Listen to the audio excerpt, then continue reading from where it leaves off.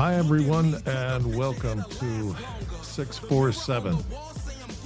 6 stories for 7 a.m. because there is a famine of truth in our land, and unfortunately, there's a disaster that's going on in our land in Texas. And so let's continue, maybe a little more somberly. Just an awful lot of lives lost at what should have been a fantastic holiday weekend. So, take one is the Texas floods. Authorities in Texas are still finding folks alive. So, that's a great thing. But the death toll is definitely going to surpass 100. The river rose over 20 feet in 2 hours last Friday due to heavy rains. Parts of 4 counties are still under flash flood warnings, and they are due for more rain. So it's just a terrible combination of events. This has been one of the deadliest floods in the past 100 years. And of course, the left is saying that Trump Doge cuts at the National Weather Service are to blame. But the National Weather Service accurately predicted the risk of flooding in Texas and could not have predicted the severity of the extreme rainfall over such a short span of time. A flood watch was issued on Thursday at 1:18 in the afternoon, calling for 7 inches of rain, and flash flood warnings were issued at 1:14 a.m. Friday morning, with extreme warnings at 4:03 a.m. to evacuate Friday morning. Now, hindsight is 2020, but that Thursday call in the afternoon, that was the opportunity to proactively kick in emergency management practices and move everybody to higher ground. A flood warning call in the middle of the night and an evacuation order at 4 o'clock in the morning. There's just no expectation that those two things are going to get the job done. So it's a terrible, terrible situation, and it's ongoing. And all I can say is that we all have to learn from these things, and we have to be proactive about them. Okay, take 2. Coastie saves 165 lives in Texas flood. There have to be some bright spots. Scott Ruskin, 26-year-old petty officer, 3rd class, and Coast Guard rescue swimmer, saved 165 individuals in his first ever mission in Texas. Scott was the only triage coordinator at Camp Mystic, a girls' Christian summer camp on the banks of the Guadalupe River with 700 people attending. Ruskin was in the air when they spotted 200 kids at a campsite surrounded by water. There were 12 U.S. Coast Guard helicopters working the flood. They were able to save all 200 kids before the water rose over that space. So, great thing. Great job, Scott. And hopefully they're going to find more people alive. All right. Take 3. Good news. A new Palestinian offer for peace with Israel. Hebron and 5 of its prominent sheiks are declaring that they are proposing the Palestinian Authority, proposing leaving the Palestinian Authority and joining the Abraham Accords. Hebron is the West Bank's largest city south of Jerusalem. The 5 sheiks who control Hebron want cooperation with Israel and want to coexist with the Jewish state. Their plan is to break out of the Palestinian Authority, establish an emirate of their own, make a peace agreement with full recognition of Israel as a Jewish state. And to this end, the 5 sheiks have signed a peace agreement with full intention to join the Abraham Accords. For the first time, real peace, real coexistence, and real cooperation by recognizing Israel as a Jewish state.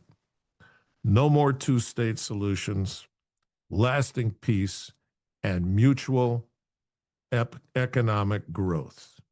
Let's hope that this happens and it becomes the model. Take 4. Keep on trucking. The orange roughie is blasting and replacing Biden era Soviet speed limit devices on trucks called speed governors, which stop trucks from traveling over 68 miles per hour. We're talking about 80,000-pound semis. The U.S. Department of Transportation is ending these rules, which are a safety hazard and inconvenient across half of our country. A culture of common sense with alert law enforcement is the solution, not Marxist top-down, everyone must go this speed limit. Wyoming is putting up variable speed limit signs on I-80. These signs allow trucks to drive 80 miles an hour unless there are high wind or other weather concerns, in which case the signs electronically lower the speed limit to account for the hazardous conditions. These are the kind of solutions that we're looking for, and Trump and his administration are obliging quickly. Take 5. Bedlam at Bedminster.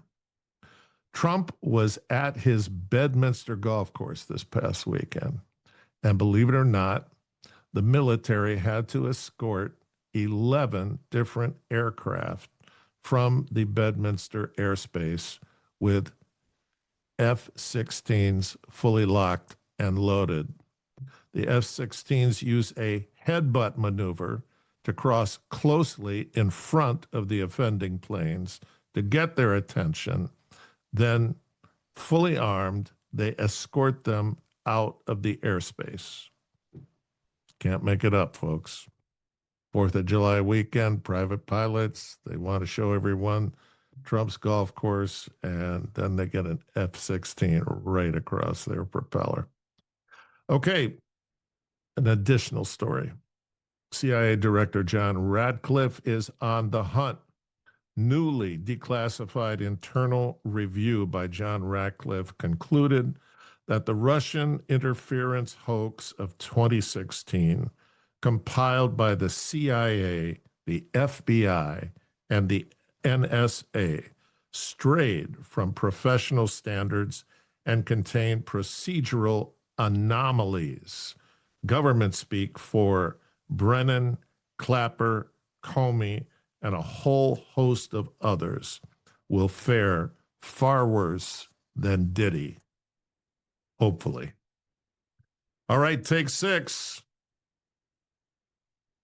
Grok blames Trump, Elon, and Doge for Texas disaster. Grok, built to reduce the spread of misinformation, is determined that Trump's NOAA cuts, pushed by Musk's Doge slashing of funding by 30% and staff cuts of 17%, caused the underestimation of rainfall in Texas by 50%, causing delayed alerts. Grok stated climate models indicated a need for global emission cuts, and more of these disasters will occur if climate change continues to be ignored. So once again, the promise of Grok and AI is being completely destroyed by leftist input. Okay. Here is unfortunately the truth from somebody who spent years in emergency management. Basic emergency management practices were ignored. The Thursday warning should have kicked off proactive procedures regarding moving to higher ground immediately. Those plans have to be a part of every single camp on any river. And we all have to have situational awareness. And there's just no way around it. But we have to look at what's going on and make assessments that account for risk. So God bless those families and all their loss. God bless you. Have an amazing kickoff to the week. And let's hope that everything gets better and better and better from this story. All right. Have a great week, and I will see you tomorrow in better spirits.